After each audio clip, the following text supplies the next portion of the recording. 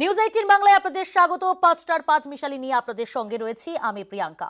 ভোটের আগে আরো 4 পর্যবেক্ষক নিয়োগ কমিশনের। আমাদের সঙ্গে রয়েছে আমাদের প্রতিনিধি অর্ণব। কমিশন সূত্রে কি খবর? দেখো, এবারের লোকসভা ভোটে আর্থিকভাবে স্পর্শকাতর যে লোকসভা আসনগুলি পূর্ববর্তী ভোট থেকে যে আসনগুলিতে টাকার খরচ টাকা ওড়ানো হয়েছে বলে কমিশনের কাছে অভিযোগ জমা পড়েছিল, সে তারই ভিত্তিতে রাজ্যের 42 লোকসভার মধ্যে 6টা লোকসভাকে অতি স্পর্শকাতর হিসেবে চিহ্নিত করে আর্থিকভাবে, অর্থাৎ এখানে সব থেকে বেশি টাকা দেওয়া নেওয়া হয় ভোটকে ঘিরে। এবং সেই 6 লোকসভার মধ্যে দুটো রয়েছে মালদা উত্তর এবং মালদাহ দক্ষিণ। এই দুই লোকসভা পাশাপাশি মুর্শিদাবাদ লোকসভা, এই 3টে লোকসভাতে তার তৃতীয় দফায় ভোট রয়েছে। সেখানে কিন্তু চলতি সপ্তাহেরই 4 জন IRS অফিসারকে পর্যবেক্ষক হিসেবে, আর্থিক পর্যবেক্ষক হিসেবে কমিশন নিযুক্ত করলো এবং তারা এই চলতি সপ্তাহে এ রাজ্যে আসছে। তোমায় জানিয়ে রাখছি, মালদাহ উত্তর, মালদাহ দক্ষিণ, জঙ্গিপুর, মুর্শিদাবাদ লোকসভা এবং একই সঙ্গে মুর্শিদাবাদ লোকসভার মধ্যে ভগবানগোলার উপনির্বাচন রয়েছে। ইদ্রিস আলী, যিনি বিধায়ক ছিলেন, প্রয়াত হয়েছেন, সেই জায়গায় এই প্রত্যেকটা জায়গায় ভাবে এই 4 পর্যবেক্ষক তারা কাজ করবে। কেন উল্লেখযোগ্য এবারে এই পর্যবেক্ষক নিয়োগ? কারণ প্রতি লোকসভার সময় আমরা যদি প্রথম থেকে 19শে এপ্রিল ভোট হচ্ছে উত্তরবঙ্গে 3 আসনে, সেই 3 আসনে আর্থিক পর্যবেক্ষক কারা হবে আমরা জেনে গেছি। কিন্তু দ্বিতীয় দফার ভোট রয়েছে বালুরঘাট, দার্জিলিং, রায়গঞ্জে, সেখানে কিন্তু কোনো আর্থিক নিযুক্ত হয়নি। তৃতীয় ফেজে মালদার উপর বিশেষ নজর দিচ্ছে। মালদাহ মুর্শিদাবাদে কোথাও একটা টাকার অপব্যবহার হতে পারে, টাকা দেওয়ানা হতে পারে, তাই কমিশন অত্যন্ত সতর্ক হয়েই এই 4 পর্যবেক্ষককে নিযুক্ত করা হয়েছে, যারা 2013 এবং 2014 এই ব্যাচের ইন্ডিয়ান। অত্যন্ত গুরুত্বপূর্ণ এই 4 জন পর্যবেক্ষক আরো নিয়োগ করলো কমিশন। আপাতত সঙ্গে থাকো অর্ণব। এদিকে লোকসভায় আরো 3 আসনে কংগ্রেসের প্রার্থী ঘোষণা। বনগাঁয় কংগ্রেস প্রার্থী প্রদীপ বিশ্বাস। বিস্তারিত জানবো, আমাদের সঙ্গে রয়েছে প্রতিনিধি অর্ণব। দেখো, আমাদের 42 লোকসভার মধ্যে 14 নম্বর লোকসভার আসন বনগাঁ, যেটি তপশিলি সংরক্ষণ জাতির জন্য সংরক্ষিত এসসি আসন, সেখানে প্রদীপ বিশ্বাসকে প্রার্থী করলো কংগ্রেস। পুরুলিয়ার আজহার মল্লিককে প্রার্থী করলো এবং ঘাটাল লোকসভা, যেখানে দেব এবং হিরণের লড়াই এবার দেখার মতো, সেখানে প্রার্থী করলো কংগ্রেস ডক্টর পাপিয়া চক্রবর্তী। বেশ কিছুদিন আগে ডক্টর পাপিয়া চক্রবর্তী কংগ্রেসে যোগদান করেন এবং তোমায় জানিয়ে রেখে আশুতোষ চট্টোপাধ্যায়, পরিচিত মুখ কংগ্রেসের, তার হাত ধরেই এই ডক্টর পাপিয়া চক্রবর্তী কংগ্রেসে যোগদান বলে আমরা জানতে পারি। এই 3 জনকে প্রার্থী ঘোষণা করলো। আমরা গতকাল পর্যন্ত জেনেছিলাম এবার সেই অর্থে 42 লোকসভা আসনে কংগ্রেস বামেদের সেই রকম আসন সুবিধা হচ্ছে না, কয়েকটা ক্ষেত্রে উভয়েরই প্রার্থী থাকবে। তারই নমুনা কিন্তু আমরা দেখলাম ঘাটাল, কিন্তু আমরা তারই ছবি দেখতে পেলাম। একই সঙ্গে উপনির্বাচন ভগবানগোলা, সেখানেও কিন্তু প্রার্থী ঘোষণা করেছে, সেখানে অঞ্জু বেগমকে প্রার্থী করেছে কংগ্রেস। বেশ, ধন্যবাদ অর্ণব। লোকসভায় আরো 3 আসনে কংগ্রেসের প্রার্থী ঘোষণা। বনগাঁয় কংগ্রেস প্রার্থী প্রদীপ বিশ্বাস, উলুবেড়িয়ায় কংগ্রেস প্রার্থী আজহার মল্লিক, ঘাটালে কংগ্রেস প্রার্থী পাপিয়া চক্রবর্তী। ভগবানগোলা বিধানসভা উপনির্বাচনেও প্রার্থী ঘোষণা করল কংগ্রেস, সেখানে কংগ্রেস প্রার্থী অঞ্জু বেগম।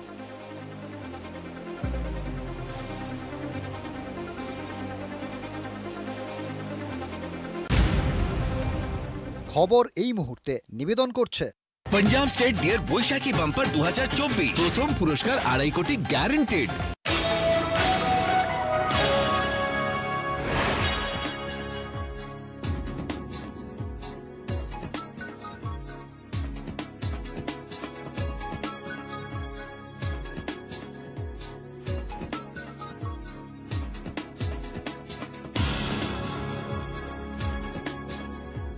খবর এই মুহূর্তে নিবেদন করলো পাঞ্জাব স্টেট ডিয়ার বৈশাখী বাম্পার 2024, প্রথম পুরস্কার 2.5 কোটি গ্যারান্টেড। তারকার কেন্দ্রে তারকা প্রার্থী ইউসুফ পাঠান, লড়াই অধীর চৌধুরীর সঙ্গে।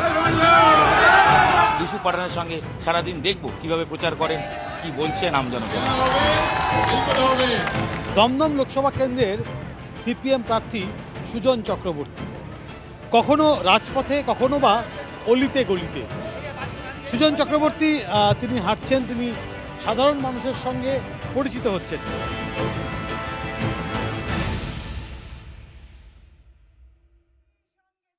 রয়েছে কুণাল ঘোষ, আমাদের সম্মানীয় নেতা, তিনি আপনাদের সামনে বিশদে বলেছেন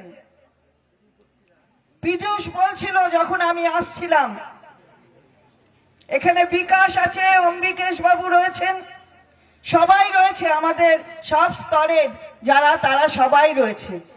আর যে দুজনের স্বামীকে ধরে নিয়ে চলে গেছে, গ্রেফতার করেছে, সেই মণি জানা আর অরুন্ধতী মাইতি, ওরা দুজনে এখানে উপস্থিত আছে।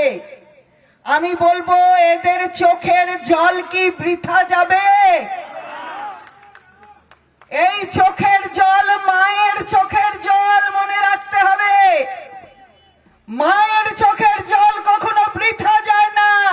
যারা অন্যায় করে তাদের বুঝিয়ে দেবে এই বাংলার এই ভূপতিনগর যে মায়ের চোখের জল যারা ফেলায় তাদেরকে বাংলা মেনে নেয় না, ভূপতিনগর মেনে নেয় না। সুতরাং সেখানে দাঁড়িয়ে আজকে ঐক্যবদ্ধ হয়ে আমাদের লড়াইটাকে আরো সংঘবদ্ধ করতে হবে। তাই আজকের এই সভা। কুণাল বলেছে, আমি তো অবাক হয়ে দেখছিলাম, আমায় দেখাচ্ছিল, ওঠো তো, দাঁড়াও তো, দেখাও। ধাক্কা ধাক্কি করে পুরুষ আধিকারিকরা একটা মহিলার হাত, তার এই ছালটা লুঠিয়ে দিতে পারে। ভারতবর্ষের সংবিধান তাই বলছে, আইন তাই বলছে। ওর এই হাতে লেগেছে, ওর এইখানে লেগেছে, ওর সর্বত্র লেগেছে। ঠিক তেমন করে অরুন্ধতীকেও ঘরের মধ্যে আটকে রেখেছে, বাইরে বেরোতে দেবে না। কেন রে ভাই, কেন বেরোতে দেবে না? আমরা বুঝতে চাই ভারতবর্ষের আইনটা কি। তুমি এসেছো, এই যে অ্যারেস্ট করে নিয়ে গেলে, সঙ্গে আবার ওদের দুজনের ছেলেদেরও নিয়ে গেছে, তাই তো? ছেলেদেরও নিয়ে গেছে, নিয়ে গিয়ে বলেছে ছেড়ে দেবো, তোমার বাবাদের ছেড়ে দেবো। তারপর নিয়ে গিয়ে সই করিয়েছে। কিসের সই জিজ্ঞাসা করছি, কি হিসাবে সই করালেন? কোন অ্যারেস্ট ওয়ারেন্ট এনে ওদের দেখিয়েছেন যে ওদেরকে অ্যারেস্ট করলেন?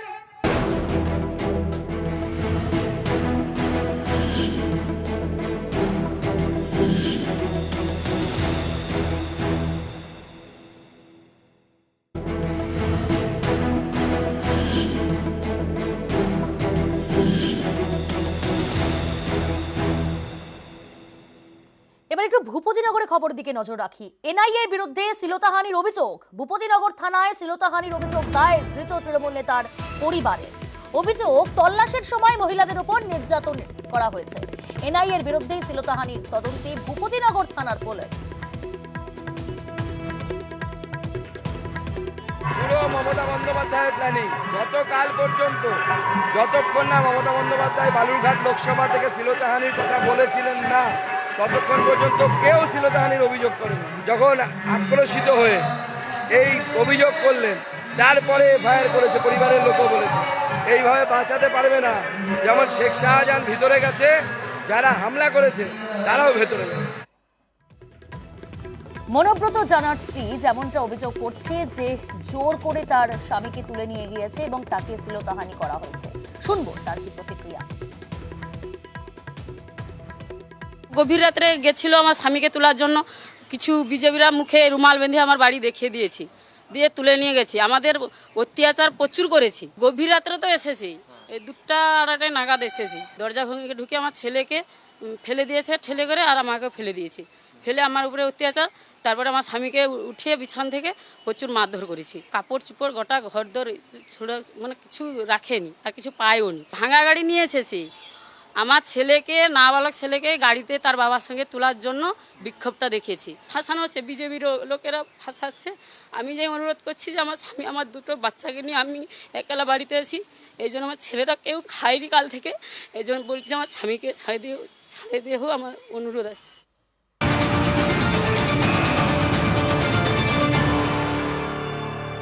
সুকান্তর পাল্টা নিদান। তৃণমূলের সমালোচনা করেও একই কৌশল। এজেন্সির বিরুদ্ধে নির্যাতনের অভিযোগ তৃণমূলের, রাজ্য পুলিশের বিরুদ্ধে সেই কৌশলই প্রয়োগের নির্দেশ সুকান্ত মজুমদারের। এবার শ্লীলতাহানির কেস দেখা যাবে কত কে দিতে পারে। আমরা শ্লীলতাহানির কেস দিতে পারি না। এবার আমি পড়ে যাচ্ছি আমার কর্মীদেরকে, আপনার বাড়িতে পুলিশ ঢুকলে পরে আপনার স্ত্রীকে দিয়ে আপনি পুলিশের নামে, সেই পুলিশ অফিসারের নামে শ্লীলতাহানির কেস দিন।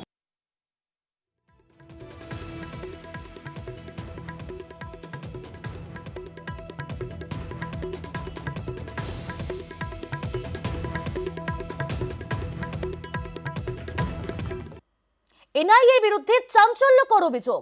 বিজেপির কথায় এনআইএর কাজের অভিযোগ কুণাল ঘোষের। এনআইএর সঙ্গে বিজেপি নেতার বৈঠকের তথ্য প্রকাশ্যে। এনআইএর এসপির সঙ্গে বৈঠকের তথ্য ফাঁস কুণাল ঘোষের। এজেন্সির সঙ্গে বিজেপির আর্থিক লেনদেনের অভিযোগ। আজ সকাল 11:30টায় সাংবাদিক সম্মেলন করে তৃণমূল নেতা কুণাল ঘোষ বেশ কিছু বিস্ফোরক তথ্য সামনে আনলেন। এজেন্সির বিরুদ্ধে এই অভিযোগ এবং এজেন্সি এবং বিজেপি তারা রাজনৈতিকভাবে কাজ করছে। বিজেপি কেন্দ্র রাজনৈতিকভাবে ব্যবহার করছে বিভিন্ন এজেন্সিকে এবং এনআইএর এসপির সঙ্গে দেখা করেছেন বিজেপি নেতা জিতেন্দ্র তিওয়ারি এবং বেশ কিছু বিস্ফোরক তথ্য আজ প্রকাশ্যে আনলেন তিনি। আর্থিক লেনদেনের অভিযোগ সামনে এনেছেন, কি বললেন শুনুন।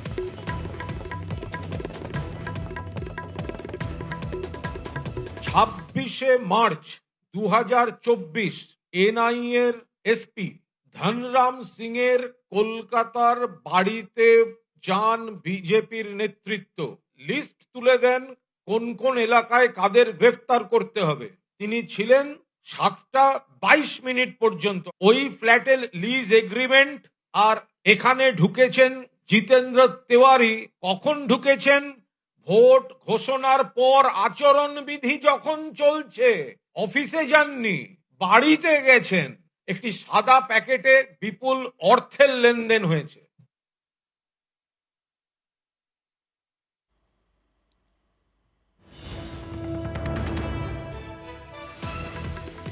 এদিকে আপনাদের জানাবো যে একের পর এক বিস্ফোরক তথ্য সামনে এনেছেন। শুধু তাই নয়, সরস্বতী নিকেতন যেটা জিতেন্দ্র তিওয়ারির কন্যার ফ্ল্যাট, সেই ফ্ল্যাটের অ্যাড্রেস পাওয়া গিয়েছে ভিজিটার্স বুক থেকে, যেখানে সিগনেচার করেছিলেন নিউ টাউনে এনআইএর এসপি। তার ফ্ল্যাটে আসার সময় জিতেন্দ্র তিওয়ারি, এমনটাই অভিযোগ তৃণমূলের। 26 মার্চ সন্ধে 6:30 এনআইএর এসপি ধনরাম সিং এর নিউ টাউনের বাড়িতে এন্ট্রি নিয়েছিলেন বিজেপি নেতা জিতেন্দ্র তিওয়ারি। এটা ভিজিটার্স বুক, এটা এনআইএর এসপি ধনরাম সিং এর বাড়ির ভিজিটার্স বুক।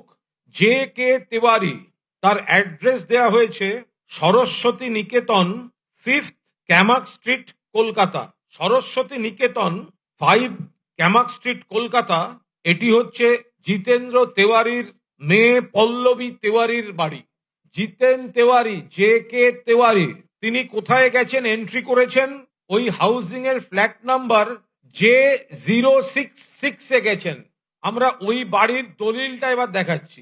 লিজ রেন্টে আছে। এই বাড়ির যিনি বাসিন্দা হিসেবে সই করছেন তিনি হচ্ছেন ধনরাম সিং, DR সিং। এদিকে এনআইএর এসপির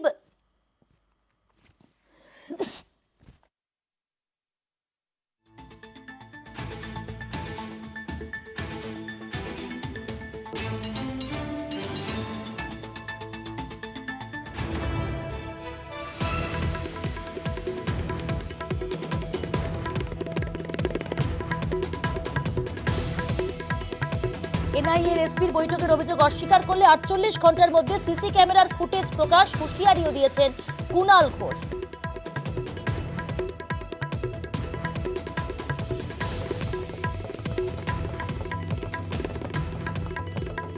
আমাদের দল ইলেকশন কমিশনে যাবে, আর যদি এগুলো কেউ অস্বীকার করেন 48 ঘন্টার মধ্যে জিতেন তিওয়ারি ঢুকছে, ভিডিও রিলিজ করে দেবো, সিসিটিভির ফুটেজ রিলিজ করে দেবো 48 ঘন্টার মধ্যে। জিতেন তিওয়ারি সই করে ঢুকেছেন ভিজিটার্স বুক। জিতেন তিওয়ারি লিখেছেন যে ঠিকানাটা, সেই ঠিকানার lease agreement এনআইএর police super.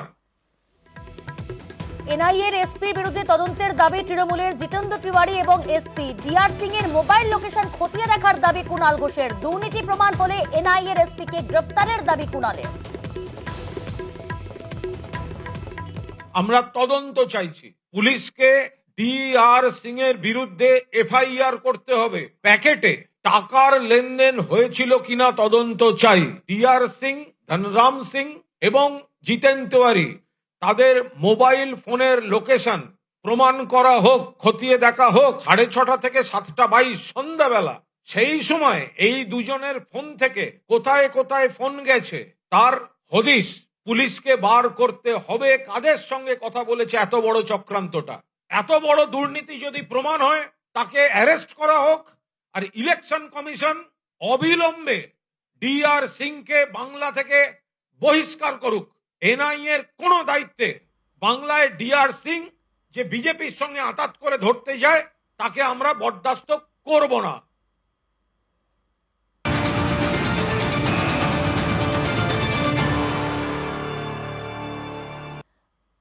Supreme কোর্টে যাচ্ছে তৃণমূল। এনআইএ নিয়ে সুপ্রিম কোর্টে মামলা করছে তৃণমূল কংগ্রেস। সুপ্রিম কোর্টের দ্বারস্থ রাজ্যের শাসক দল। এবার এনআইএ নিয়ে সুপ্রিম কোর্টে মামলা তৃণমূল কংগ্রেসের।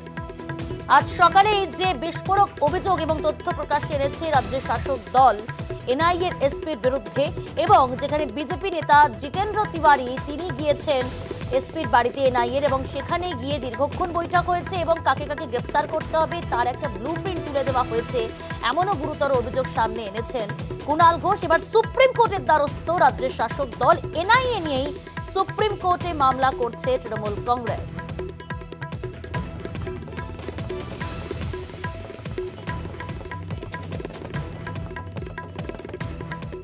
এদিকে চাঞ্চল্যকর অভিযোগের মুখেই বিজেপি নেতা জিতেন্দ্র তিওয়ারি যাবতীয় অভিযোগ অস্বীকার করেছেন। পাল্টা মানহানি মামলার হুঁশিয়ারি দিয়েছেন তিনি।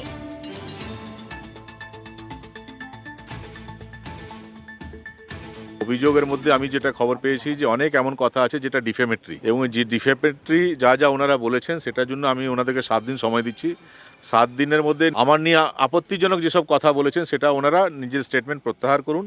না করলে 7 দিন পর লিগ্যাল নোটিশ দিয়ে তাদের বিরুদ্ধে আমি মানহানি মামলা করব। কোর্টে প্রমাণ হবে কে কি বলছে না বলছে, কোনটা সত্য কোনটা অসত্য সেটা কোর্টে প্রমাণ হবে। ইন প্রিন্সিপাল আমি এর জবাব কেন দেবো? কোন এনআইএ অফিসারের সঙ্গে বসে আমি মিটিং করছি দেখান একটু ছবি। আমি তো বলছি যে আমি আমার নাম কোথাও লিখেছি সেটা প্রমাণ করে দেখাক। যে এলিগেশন আনছে তাদের দায়িত্ব, তারা প্রমাণ করুক তাদের অভিযোগ। পাগলে কিনা বলে ছাগলে কিনা খায়। এদিকে জিতেন্দ্র তিওয়ারির পাশেই সুকান্ত মজুমদার কি বললেন শুনুন। এসপি ট্রান্সফার হবে কি হবে না সেটা পরের ব্যাপার, কিন্তু ট্রান্সফার হলেও তৃণমূলের যারা বোম ফাটানোতে যুক্ত, যারা দেশ বিরোধী কার্যকলাপে যুক্ত তারা অ্যারেস্ট হবে। এনআইএর প্রধানের উপর এনআইএর পলিসি বা এনআইএর ইনভেস্টিগেশন চেঞ্জ হয় না। তৃণমূল যে প্রমাণ দেখাচ্ছে এটা কোনো প্রমাণ নয়। তৃণমূল নিজে লোক পাঠিয়ে জিতি তিওয়ারি বলে লিখে 1 ঘন্টা পর বেরিয়ে আসেনি, এরকম কোনো গ্যারান্টি আছে? এনআইএর এসপির সাথে জিকে তিওয়ারি কেন, কুণাল ঘোষও চাইলে দেখা করতে পারেন। 1.5 ঘন্টার জায়গায় 2.5 ঘন্টা গিয়ে বৈঠক করতে পারেন এবং কাগজে করে অপরাধীদের নাম তুলে দিতে পারেন। উনি সময় করতে না পারলে আমি ব্যবস্থা করে দেবো। যারা দেশ বিরোধী কাজ করেছে তাদের অ্যারেস্ট হতে হবে। সব বুথ সভাপতিরা তৃণমূল কংগ্রেসে অ্যারেস্ট হবে না, বিজেপি চায়ও না অ্যারেস্ট করতে। কেন্দ্রীয় এজেন্সির উপর হামলা নিয়ে উত্তপ্ত রাজনীতি। পুরুলিয়ার সভাধিকে চড়া সুর মমতা বন্দ্যোপাধ্যায়। মানুষ যখন প্রতিবাদ করছে এনআইএকে ঢুকিয়ে দিচ্ছে, মধ্যরাতে মহিলারা ঘুমোচ্ছে বাড়িতে গদ্দারের এলাকায়, মধ্যরাতে পুলিশকে না জানিয়ে চলে গেল। পুলিশের ড্রেস পরে তো অনেক বদমাশি লোক আগে সিঙ্গুর নন্দীগ্রামে বদমাইশিও করেছে। মায়েরা কি করে বুঝবে, মেয়েরা কি করে বুঝবে বাইরে থেকে যদি কেউ হামলা করতে আসে? মা বোনের প্রতিবাদ করলো, তাদের বিরুদ্ধে ডায়েরি করে দিয়েছে, বলছে তৃণমূলের সব বুথ এজেন্টদের অ্যারেস্ট করো, সব ক্যান্ডিডেটদের অ্যারেস্ট করো। আবার রামনবমী আসছে, একটা চকলেট বোম পড়লেও দেখবেন ওই এনআইএকে ঢুকিয়ে দেবে। এনআইএর কোন অধিকার আছে? এখানকার পুরুলিয়াতেও আমি শুনেছি সব হোটেলে গিয়ে গিয়ে খোঁজ নিচ্ছে কোন পার্টির কে কে থাকছে। তোমার কি এনআইএর কাজ?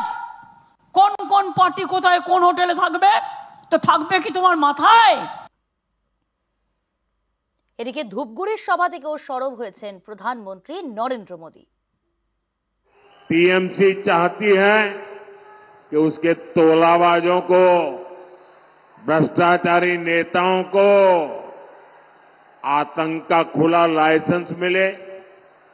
इसलिए जब केंद्र की जांच एजेंसियां आती है तो टीएमसी उन पर हमले करती है, औरों से करवाती है। टीएमसी कानून और संविधान को कुचलने वाली पार्टी है। আসি পরের খবরে। যুদ্ধ বিমান নামবে জাতীয় সড়কে, তৎপরতা শুরু 60 নম্বর জাতীয় সড়কে। যুদ্ধ বিমান নামার আগেই জাতীয় সড়কে মহড়ায় কেন্দ্রীয় বাহিনীর জওয়ানরা। এর আগেই দেশের একাধিক জাতীয় সড়কে যুদ্ধ বিমান নেমেছে। বেলদা থানার পোক্তাপোলের কাছেই জাতীয় সড়কে যুদ্ধ বিমান নামার প্রস্তুতি জওয়ানদের।